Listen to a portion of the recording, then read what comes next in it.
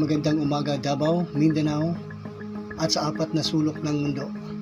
Ito si Gilbert Lopez Martije Katso. Sa ulo ng mga nagbabagang balita. Ulat panahon. Southwest monsoon na nakakaapekto sa western section ng Southern Luzon at Visayas. Lokal na balita. 3,000 Davao beneficiaries para sa Lifeline Rate Subsidy. Vice President Sara nilinaw ang unit team dissolution. Pinuri ng SP ang UM para sa tagumpay ng The Impact Ranking 2024. Bumababa ang kaso ng dengue sa Davao City. Pambansang balita, 21 na narescue sa seafarers bangkay ng 3 Kuwait fire victim na dumating. Higit na humihigpit ang PNP sa mga smuggler ng sigarilyo. Balitang pandaigdig. Nagpapatuloy ang paglilinis ng oil spill sa Sentosa East Coast Park. Malugod na tinatanggap ng live streamer sa China ang paglipat upang formal na kilalanin ang kanilang propesyon. Balitang aliwan, ibinalita ni Rhea Atayde ang pagbubuntis. Karamihan sa malamang na mga botante ay hindi nagtitiwala sa news media. Balitang pampalakasan, Trillo, walang nakakaalala sa pangalawang lugar. Bumagsak sa 3-1. Nagsusumikap ang Mavs na gumawa ng kasaysayan laban sa Celtics. Mga tampok na kwento. Ang bansa kung saan ito ay 2016 pa. Umuunlad na kultura ang sining sa Pilipinas. Kwento sa tabi-tabi. Trivia. Alam mo ba na ang Davao ang pinakamalaking lungsod sa Pilipinas ayon sa kapuluan o kalupaan?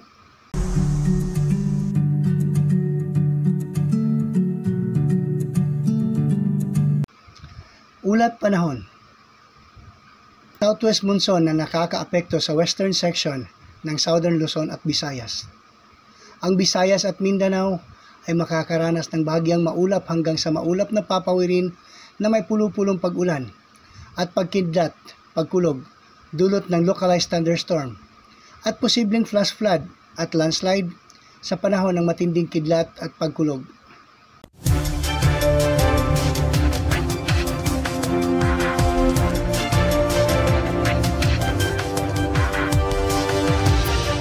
Lokal na balita.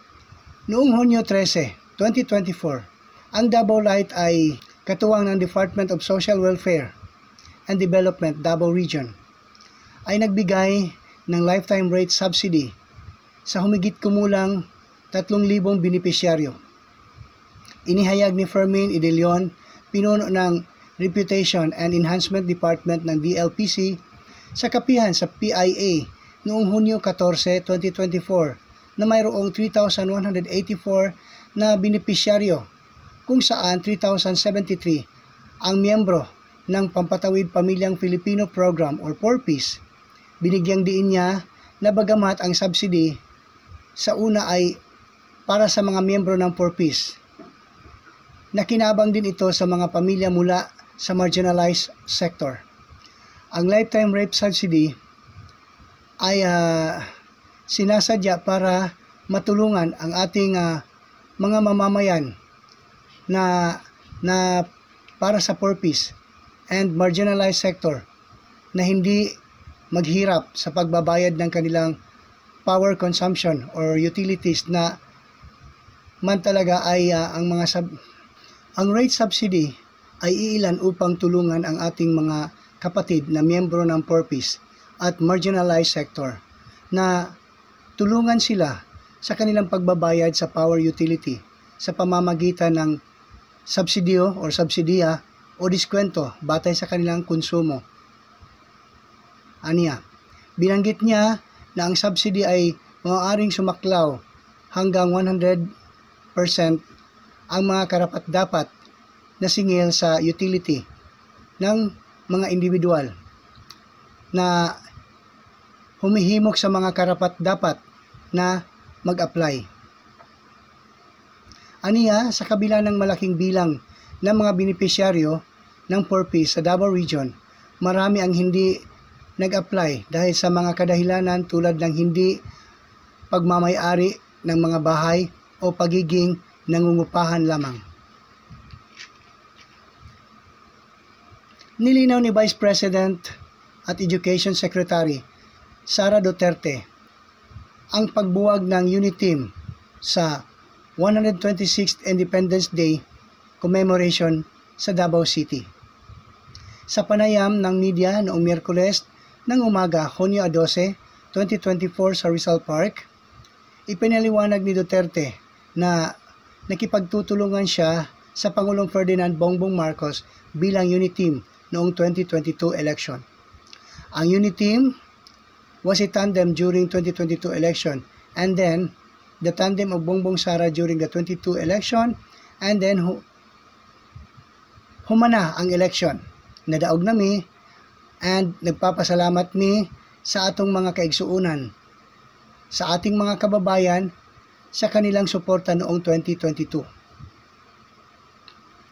The UNITEAM was, when asked if UNITEAM still exists after their win in 2022, Duterte responded, "No, we are not candidates anymore." Tungkol sa darating na midterm election, binanggit ni Duterte na hindi siya maaring mag-isip-isip dahil hindi siya bihasa sa mga kandidato. Pinarangalan ng 20th Davao City Council ang University of Mindanao or UM para sa tagumpay nito sa Times Higher Education or THE Impact Rankings 2024 na kinikilala ng pangako nito sa United Nations Sustainable Development Goals. Binigyang diin ni Konsehal Pilar Braga, tagapangulo ng Committee on Education, Science and Technology, Arts and Cultures, ang milestone ng UM sa 22nd regular session ng City Council noong Hunyo 11, 2024 sa Sangguniang Panglungsod. Ang UM ay nirarango sa 2,152 na universidad mula sa 125 na bansa para sa dedikasyon nito sa SDG 3, Good Health and Well-being, SDG 8, Decent Work and Economic Growth, SDG 10, Reduce Inequalities, at SDG 17, Partnership for the Goals. Ipinagdiriwang ng UM ang inaugurasyon nitong pagsasama sa pandaigdigang pagtatasa sa isang post sa Facebook noong Hunyo 12, 2024 na naging isa sa 56 na paaralan sa Pilipinas na kinilala sa ranggo. Ipinoposisyon ito ng kahusayang technical ng UM bilang pinunong pangrehiyon sa paghimok ng makabuluhang pagbabago. Ang napakahalagang tagumpay na ito ay nagpapalaki sa tungkulin ng University of Mindanao bilang isang talalista o katalista para sa napapanatiling pag-unlad ng nagtututok o tutulak nito patungo sa hinaharap na minarkahan ng pagbabago at pandaigdigang kaugnayan, sabi ng University of Mindanao. Nag-ulat ang Davao City Health Office, CHO, ng 21% pagbaba ng mga kaso sa dengue mula Enero 1 hanggang Hulyo 8, 2024. Sa I Speak Media Forum noong Hunyo 13, 2024, sa City Mayor's Office, sinabi ng CHO Head Dr. Thomas Ababon na ang kabuuang bilang ng mga kaso ng dengue ay bumaba sa 1,954 mula sa 2,486 sa parehong panahon noong nakaraang taon. Binanggit niya na noong Hunyo 2024, bumaba ang kaso ng dengue sa 40 kumpara sa 144 noong Hunyo 2023. Iniugnay niya ang pagbaba na ito sa pagsisikap ng Tropical Diseases Prevention and Control Unit na humihimok sa lahat ng barangay na bumuo ng Mosquito-Borne Disease Task Force upang maikalat ang mga hakbang sa pag-iiwas. Kung ano ang ginagawa namin sa opisina at sa Tropical Division, sinabi ko sa kanila na turuan ang mga barangay. He said, ang City Ordinance 0401-20, Series of 2020, na kilala bilang Davao City Mosquito-Borne Diseases Prevention and Control Program, ay nag-aatas sa bawat barangay na lumikha ng task force para sa pag-iwas at pagkontrol sa sakit na dala ng lamok. Programa, inaatasan ang bawat barangay na lumikha ng task force para sa pag-iwas at pagkontrol sa sakit na dala ng lamok. Nakatakdang dumating sa Lunes ng hapon sa Maynila ang 21 or 21 Filipino seafarers na nasagip mula sa Houthi rebels attack MV Tutor in the Red Sea. Sa isang pahayag noong Linggo, sinabi ng Department of Migrant Workers, DMW, na nakarating na ang mga mandaragat sa Port of Manama, Bahrain, bandang 5:30 p.m. Sabado matapos makuha ng isang barko ng United States Navy. Ang mga Filipino seafarers ay tinanggap ng Philippine Ambassador to Bahrain, Anne Holando on Luis, at inaasahang sasakay ng flight pa uwi ng Linggo ng gabi, sabi ng DMW. Ang mga seafarers na sumasailalim sa stress debriefing at medical check-up ay makakasama ni DMW Labor Attaché Hector Cruz. Ang mga Filipino seafarers ay sakay ng MV Tutor na inatake ng mga rebuilding Houthi habang naglalayag sa dagat na pula noong Hunyo 12. Nangako ang Philippine National Police or PNP na puksain ang mga smuggle ng sigarilyo. Kasunod ng mga ulat ng gobyerno ay nawalan ng tumataginting na 25.5 billion pesos noong 2023 dahil sa ipinagbabawal na kalakalan. Sinabi ni PNP Chief General Romel Francisco Marbil na ang labanan sa mga peke at smuggled na sigarilyo ay hindi lamang laban para sa kita o sa pagpapatupad ng batas. Ito ay isang krusada upang pangalagaan ang kalusugan ng ating mga tao at tiyakin ang katatagan ng ekonomiya. Aniya, sa isang pahayag noong Linggo, hindi kami magpapahinga hanggat hindi nabubura ang bawat bawal na operasyon. Masamsam ang bawat peking produkto at dinadala sa hustisya ang bawat lumalabag. Inulat ng Bureau of Internal Revenue BIR ang pagkalat ng peke at smuggled na sigarilyo ay nag-ambag ng 15.9% pagbaba ng kita noong nakaraang taon, katumbas ng 25 billion pesos. Mula Enero hanggang Abril ngayong taon, iniulat ng BIR ang kabuuang pagkalugi na umaabot sa 16.6 billion pesos.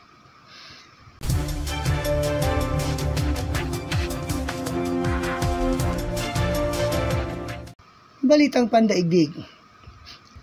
Gumamit ng mga manggagawa ng mga pala upang iangat ang mga patong-patong na buhangin na natatakpan ng langis at isinalok ang mga ito sa malaking plastic bag. Ang mga bag ay dinala sa isang skidster loader. Nang bumisita ang CNA noong alas 11 ng umaga, ang amoy ng mga petrochemical ay maaari pa ring makita mula sa pasukan sa Tanjong Beach na lumalakas ng mas malapit sa dagat. Ang isang oil slick ay makikita pa rin sa tubig dagat at isang mabatong outcrop malapit sa dalampasigan. Gayon din ang dalampasigan. Nagsimula ng sumilip ang ilang patak ng buhangin sa mantika. Naanod ang langis sa ilan sa mga beach ng Singapore matapos matamaan ng dredger ang isang bunker vessel sa Pasir Panjang Terminal noong Biyernes. Tinamaan ng Netherlands Flag dredger ang isang nakatigil na bunker vessel na may flag ng Singapore banding alas 2:20 ng hapon na nagdulot ng kaunting langis mula sa tangke ng kargamento sa barko na tumapon sa tubig. Malugod na tinatanggap ng mga live streamer sa China ang paglipat upang formal na kilalanin ang kanilang propesyon. Inaasahan ng mga eksperto ang mas mahigpit na pagpapatupad ng buwis. Sa loob ng 4 na oras, araw-araw, si Miss Qian Yongjin ay humaharap sa kamera sa kanyang opisina sa Shenzhen at naglalahad kung paano maging mahusay sa lugar ng trabaho sa pamamagitan ng mabuting komunikasyon at mataas na emosyonal na katalinuhan. Ang 40 anyos na gulang na live streamer ay nagbe-broadcast sa mga platform sa social media ng China tulad ng Douyin, Kaohsiung at Xinhong Shu, kung saan nakaipon na siya ng 5 milyong tagahanga at nadaragdagan pa. Hindi niya gustong ibahagi ang kanyang eksaktong mga kita. Isiniwalat lamang na kumikita siya ng 6 na digit sa yuan buwan-buwan. Ito ay isang relatibong kamakailang katotohanan para kay Miss Qian. Tulad ng marami pang iba, ang entrepreneur na may higit na 10 taong karanasan sa pagtuturo sa komunikasyon sa lugar ng trabaho ay napilitang ipivot ang kanyang negosyo online nang tumama ang pandemya ng COVID-19 noong 2020. Ang kanyang team sa Homeland, isang kumpanya ng paggawa ng content na nakabase sa Shenzhen na itinatag niya noong 2015, ay dumaan sa maraming pagsubok at pagkakamali sa unang 2 taon ng paglipat. Kailangan nilang makabisado ang paggamit ng isang online na platform para sa pagsasagawa ng mga aralin at pag-aralan ang mga hinihingi ng online market. Marami kaming hinaharap pero nagtagumpay kami. Naniniwala kami na ang larangan na ito o live streaming ay hindi lamang mahalaga sa panahon ng pandemya at ito ay napatunayan na, sinabi ni Miss Qian sa CNA.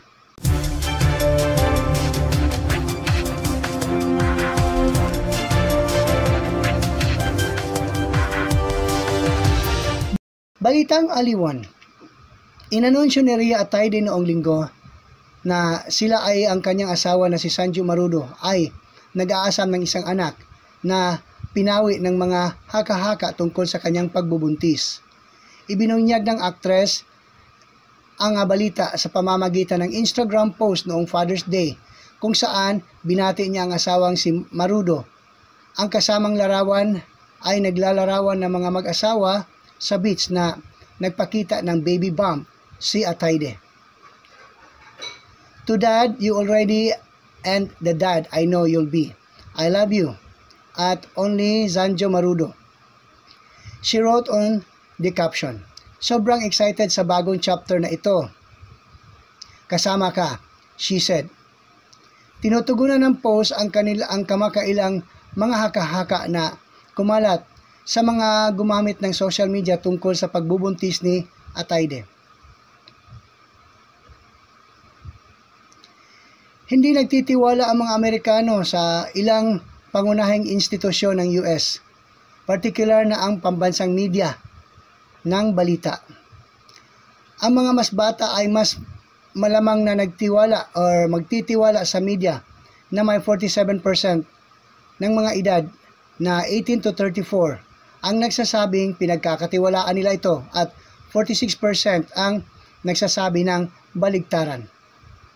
Ang mga numero ay patuloy na lumalala habang ang malamang na mga botante ay tumatanda, na may 41% ng malamang na mga botante ay 65 years old at mas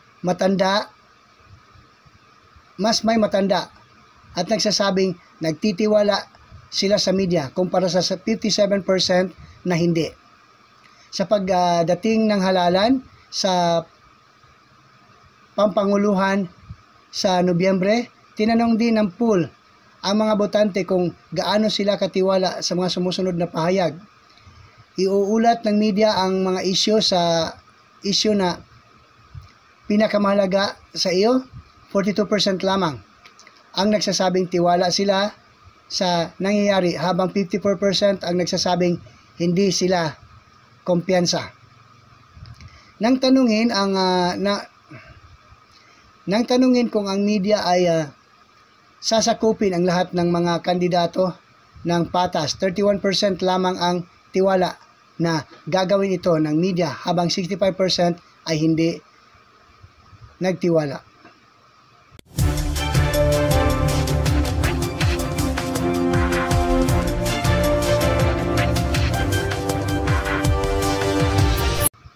Balitang pampalakasan. Walang nakaalala sa pangalawang lugar. Ngayong nasa panalo na sila sa kanilang kauna-unahang PBA Championship, determinado ang Meralco Bulls na huwag hayaang mawala ang ganitong pagkakataon.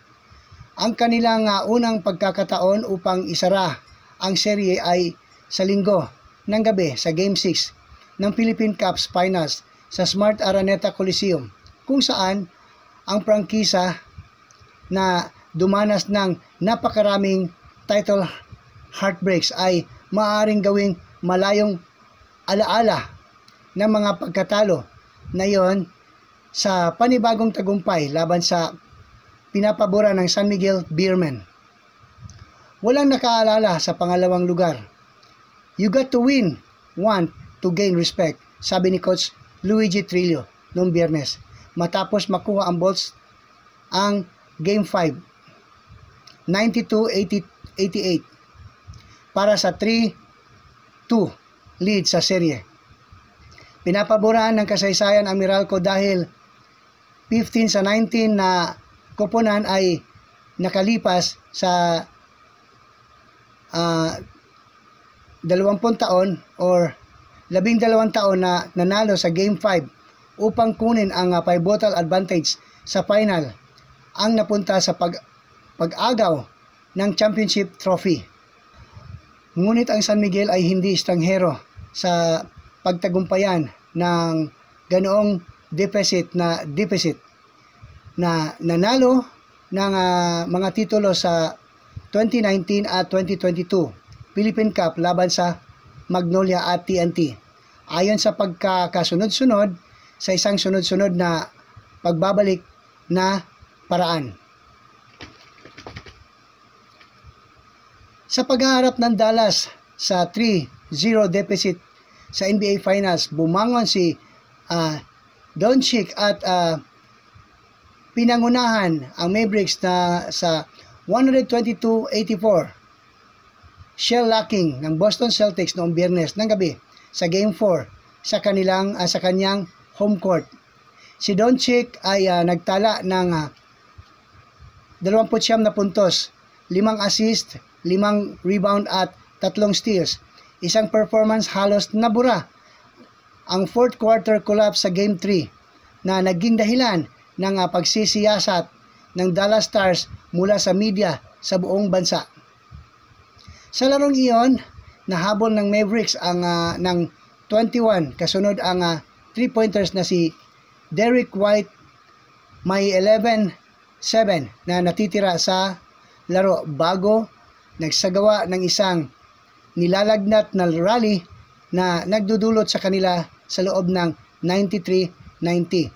May 6.11 pa, ngunit sa nalalabing 4 minutes and 12 seconds, humakbang si Doncic sa harap ni Jaylen Brown upang subukang makasuhan at tinawag para sa blocking foul, ang kanyang ika-6 na personal.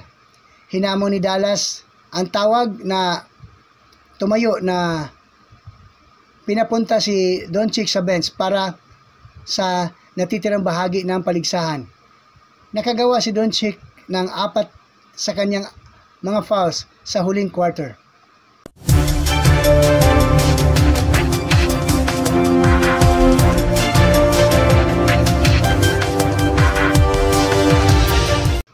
Mga tampok na kwento.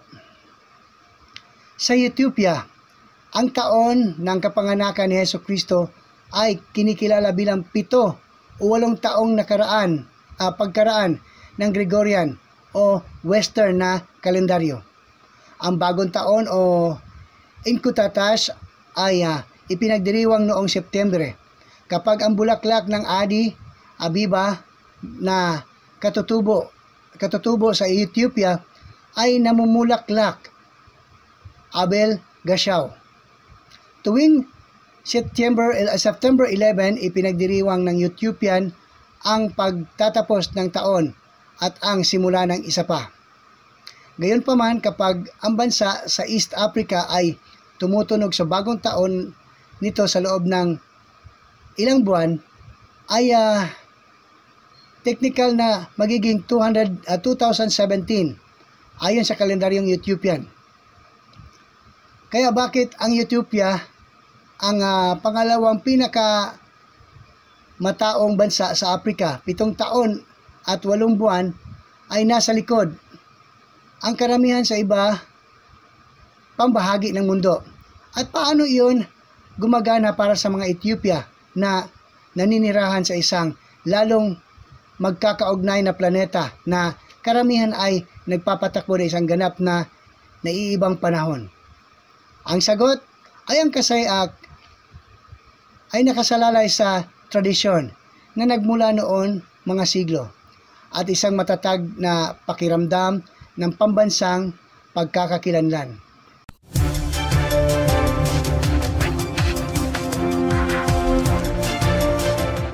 Ang Pilipinas ay tahanan ng napakaraming katutubong kultura. Bawat isa ay may kakaibang artistikong tradisyon. Ang isa sa mga halimbawa ay ang masalimuot na sining na paghabi ng ginagawa sa loob ng maraming siglo ng iba-ibang katutubong grupo. Ang mga kulay ay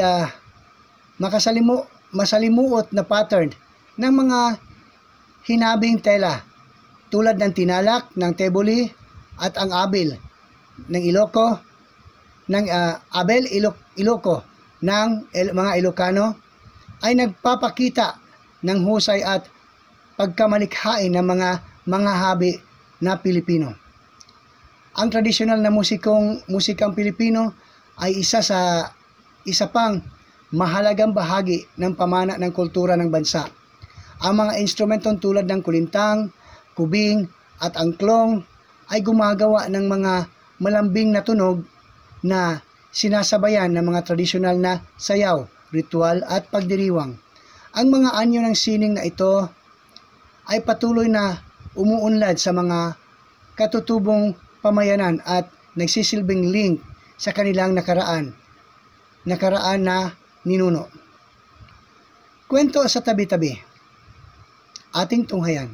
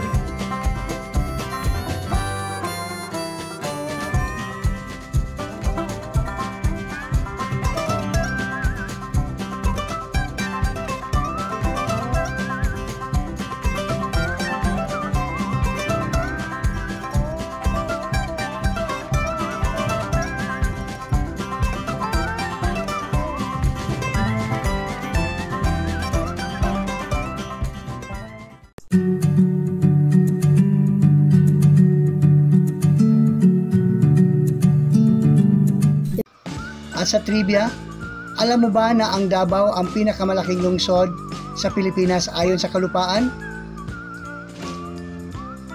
Davao City, officially City of Davao, is a highly urbanized city in the Davao region, Philippines. Ang lungsod ay may kabuuang lawak ng lupain na 2,444.61 kilometers or 9,443.48 square miles na ginagawa itong pinakamalaking lungsod sa Pilipinas sa mga tuntunin ng lawak ng lupa. Ito ang pangatlo sa pinakamataong lungsod sa Pilipinas pagkatapos ng Quezon City at Manila, at ang pinakamaraming tao sa Mindanao. Ayon sa census noong 2020, mayroon itong populasyon na 1,776,948 katao. Yan po ang mga tampok na balita sa araw na ito. Please like, share, subscribe, and click po the bell button upang kayo po ay ma-update sa mga kaganapan dito sa Pinoy Rob YouTube channel. Ito po si Gilbert Lopez Martije Catso. Magandang umaga.